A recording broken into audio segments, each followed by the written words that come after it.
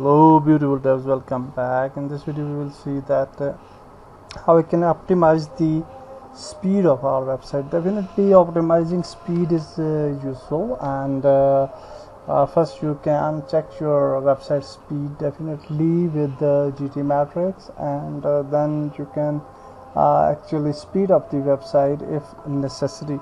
Definitely it's always necessary, so I will show you from where you can actually speed up the website. So you can go to the appearances, customize, and then in the customize we have the section of speed optimization. So here you can see you will find out speed optimization, and for speed optimization you can see we have the lazy load, and you can enable these settings. Okay, in my case I'm not currently enabling these settings, but I'm just so you can compress the CSS JS files, you can enable the caches, etc., and with that you will get a more and the more speed, hopefully. Okay, although this theme is quite good, and I found that the speed is quite good enough even now. So let's click test it out. So analyze the URL. I hope that the speed will be quite good, although if we need improvement we can do that later on.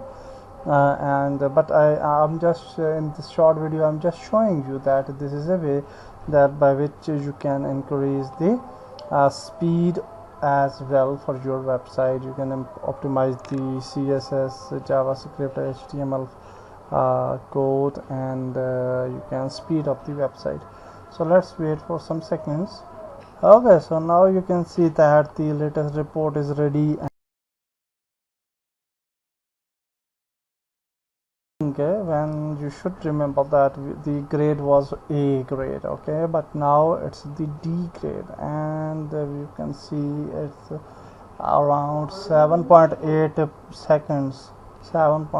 seconds, which is a big deal. And we show the speed of our website so that it should load within 3 seconds. Okay, 3 to 4 seconds maximum. So we'll do this later on, because we have to do some more things, and I will also show some other aspects of SEO, and then after that we will speed up the website, and that will be our last section for speeding up the website. So now don't be worried, we have to create the directory website as well, and we have to do a lot of things related to SEO as well in next section. So that's it for this video. In next video I will just finalize the internal SEO for the website, and then we will move towards the external SEO thing.